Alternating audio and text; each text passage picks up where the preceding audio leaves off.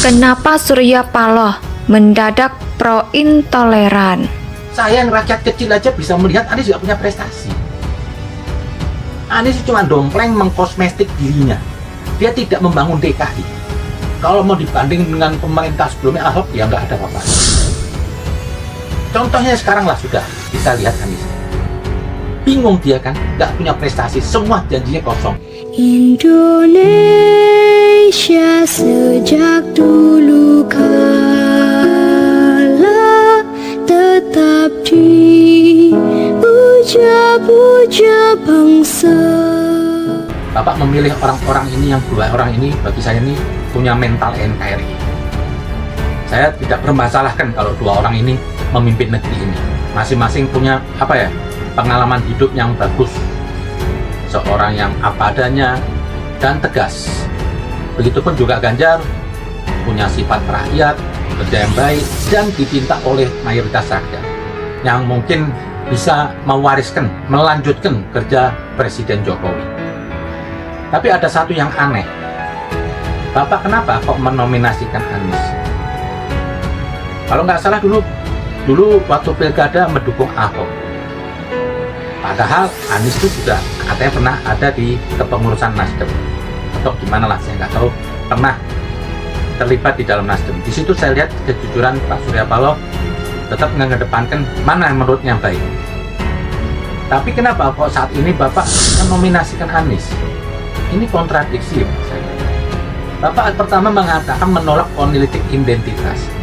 Dan Anies ini Pak menjadi pemimpin DKI itu dari politik identitas, agama dan suku. Karena pada saat itu santer sekali isu agama yang belum pernah terjadi di negeri ini. Waktu era Ahok itu ada politik identitas agama dan suku. Bapak Surya Paloh, pemimpin dari Partai Nasdem. Saya lihat Nasdem ada ingin membahas negeri ini lebih baik. Tapi kemarin di Kongres Nasdem, Bapak juga berbicara di situ tentang Bapak menolak politik identitas. Setelah itu Bapak mendominasi seorang tokoh atau seorang yang bakal memimpin negeri ini untuk tahun 2024. Jujur, saya kagum dengan Nasdem. Bapak mencalonkan orang di luar Nasdem. Ini bentuk kejujuran seorang yang ingin melihat negeri ini lebih baik. Bapak Surya Paloh, pemimpin dari Partai Nasdem. Saya melihat Nasdem ini ada ingin membuat negeri ini lebih baik. Tapi kemarin di Kongres Nasdem, Bapak juga berbicara di situ tentang Bapak menolak politik identitas. Setelah itu Bapak menominasi seorang tokoh atau seorang yang bakal memimpin negeri ini untuk tahun 2024. Jujur saya kagum dengan Nasdem, Bapak mencalonkan orang di luar Nasdem. Ini bentuk kejujuran seorang yang ingin melihat negeri ini lebih baik. Sebenarnya Bapak bisa aja memaksakan diri, mencalonkan diri. Bapak juga punya potensi dan Bapak cukup dikenal. Di sini Bapak menominasikan seorang Andika dan Pak Ganjar. Keduanya bukan orang Nasdem. Tapi saya apresiasi, orang ini saya nggak permasalahkan. Akan membawa negeri ini lebih baik. Bermental NKRI. Tapi yang Anies ini, harusnya Bapak juga mengulang seperti Bapak waktu mendukung Ahok, tidak mendukung Anies waktu pilkada. Bapak harusnya menolak Anies di sini. Kenapa? Sekalipun Anies pernah di pendiri partai, jangan Bapak paksakan di Nasdem untuk dinominasikan sebagai pemimpin. Ini berarti Bapak akan melegalkan nih kelompok-kelompok kadrun ini, kelompok-kelompok radikal. Karena di belakang Anies ini kelompok radikal.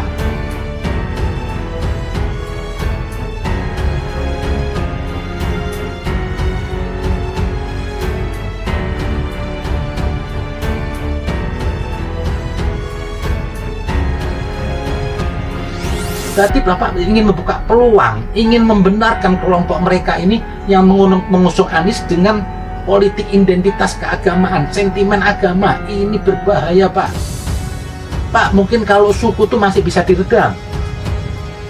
Satu yang paling berbahaya itu Pak, politik identitas agama. Sudah Bapak bisa aja memaksakan diri, mencalonkan diri. Bapak juga punya potensi dan Bapak juga cukup dikenal di sini. Bapak ajakan seorang Andika dan Pak Ganjar, keduanya bukan orang masuk partai, Tapi saya apresiasi Bapak memilih orang-orang ini. Yang dua orang ini bagi saya ini punya mental NKRI. Saya tidak mempermasalahkan kalau dua orang ini memimpin negeri ini. Masing-masing punya pengalaman hidup yang bagus. Seseorang yang apa adanya dan tegas. Begitupun juga Ganjar punya sifat merakyat, kerja yang baik dan diperintahkan oleh mayoritas. Anda yang mungkin bisa mewariskan, melanjutkan kerja bersih, dan Jokowi. Anies lah pencetusnya. Anies akan dicatat sebagai sejarah nanti sosok orang yang meraih pemimpin bermodalkan politik identitas agama dan sekalipun bagi saya Ahok itu mungkin kalah, tapi dia akan dicatat sebagai sejarah pelaku pemimpin yang baik, digulingkan oleh seseorang yang menggunakan politik identitas agama dan suku yang tidak pernah terjadi di negeri ini sekeras ini sampai ini hari efektif. Harusnya Bapak tidak menominasikan Anies. Kalau emang Bapak katanya Nasdem itu merestorasi, partai restorasi, memperbaiki, memulihkan sesuatu pada yang baik, berarti Bapak ingin mengembalikan lagi ini justru keburukan yang harusnya restorasi itu mendapat kebaikan untuk negeri. Yang tentu Bapak juga tolak politik identitas. Harusnya Bapak tidak menominasikan Anies, karena Anies ini sudah trademark. Jangankan orang Indonesia, orang Malaysia aja tahu Anies itu pemimpin yang menggunakan politik identitas agama. Itu aja yang saya sesalkan, Pak. Saya lihat Bapak ini seorang gentleman sebetulnya, tapi kemarin saya lihat ada sedikit yang saya kecewa, Pak. Yang seharusnya Nasdem itu menjadi partai masa depan, Bapak menominasikan Ganjar dan Pak Andika. Saya kepingin tuh Nasdem jadi partai yang gentleman, yang tidak kompromi dengan sesuatu hal yang ingin merusak sendi-sendi negara. Yang itu semua ada apa? Di belakangnya Anies. Sayanglah Pak. Saya jujur aja kecewa kemarin. Karena apa? Saya berharap dari Nasdem itu bisa mewarnai negeri ini lebih baik, lebih terbuka, lebih bisa membuka ke luar negeri. Jangan kita terus berputar di hal-hal politik identitas. Ini bagi saya sudah memuakan. Saya jijik lihat. Ini tidak ada pembenaran. Tidak ada mau pakai dalil apapun, ayat apapun, Quran. Nggak ada politik identitas. Kalau kita kembalikan kemurnian ajaran Al-Quran itu, semua para rasul itu diutus untuk semua manusia, tidak membawa politik identitas. Kenapa? Politik identitas berbahaya. Kehancuran agama itu di saat digunakan politik identitas ini dimanfaatkan oleh penguasa-penguasa. Kayak Anies ini kan cuma hanya menggunakan politik identitas. Dan saya juga bingung kok Bapak menominasi Anies. Harusnya Bapak lebih tahu Anies itu prestasinya apa sih, Pak? Saya yang rakyat kecil aja bisa melihat Anies juga punya prestasi. Itu sejarah telah mencatat, melahirkan pembunuhan, kehancuran, berganti kekuasaan dengan membunuh. Itu politik identitas agama. Ini yang berbahaya. Sayang yang Bapak setiap saat sering mengutarakan restorasi, kok di sini Bapak sepertinya lengah Bapak. Saya nggak tahu lah tujuan Bapak kemana kemarin ke Anies, tapi bagi saya tidak setuju aja. Karena apa, Pak? Kita harus saat ini melawan seluruh bangsa Indonesia, menolak politik identitas. Mungkin Bapak ada niat maksud baik, tapi negatifnya banyak ini di luar. Bapak secara nggak langsung Bapak melegitimasi kelompok-kelompok yang menggunakan identitas agama seperti HTI ini semua. Kenapa? Mereka semua gerbong di belakangnya Anies. Banyak komentar di luar itu kalau menyerang saya, loh Pak Surya Paloh aja mendukung Anies, kok Anda sewot? Jadi mundur nih kerja kita, Pak. Justru saya takut apa? Perlawanan kita ini sekarang ingin menggalikan NKRI ini secara Pancasila, yang menolak apapun yang mengganggu Pancasila, tapi Bapak membuka peluang kepada orang-orang yang di luar ini. Tapi ada satu yang aneh, Bapak kenapa kok menominasikan Anies? Kalau nggak salah, dulu waktu pilkada mendukung Ahok. Padahal Anies juga pernah ada di kepengurusan Nasdem, atau gimana pernah terlibat di dalam Nasdem. Di situ saya lihat kejujuran Pak Surya Paloh tetap mengedepankan mana yang menurutnya baik. Tapi kenapa kok saat ini Bapak menominasikan Anies? Ini kontradiksi. Bahasanya Bapak pertama mengatakan menolak politis identitas.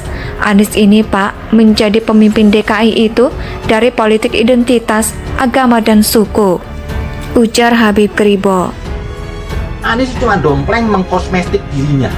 dia tidak membangun DKI. Kalau mau dibanding dengan pemerintah sebelumnya Ahok, ya nggak ada apa-apa. Contohnya sekarang lah sudah kita lihat Anies. Bingung dia kan, nggak punya prestasi, semua janjinya kosong. Mengeluarkan satu statement yang kampungan lagi, yang mempersulit, tidak mempermudah, mempersulit, dan tidak ada hasil untuk pembangunan DKI. Hanya ingin cari muka untuk pilpres. Dia rubah nama jalan sebanyak 20. Ini kan efeknya banyak dari nama jalan ini. Tidak membangun, tidak ada sesuatu yang baru. Cuma mau cari muka di mata orang Betawi, supaya dia tuh Betawi banget. Ini nggak penting itu. Ngapain merubah nama jalan? Itu efeknya apa? KTP berubah, rekening semua berubah, sertifikat semua berubah. Banyak yang efek ini dan tidak menambah. Ini hanya kosmetik aja.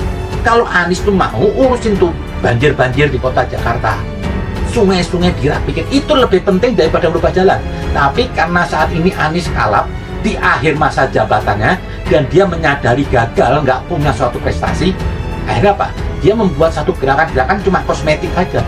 Indonesia tanah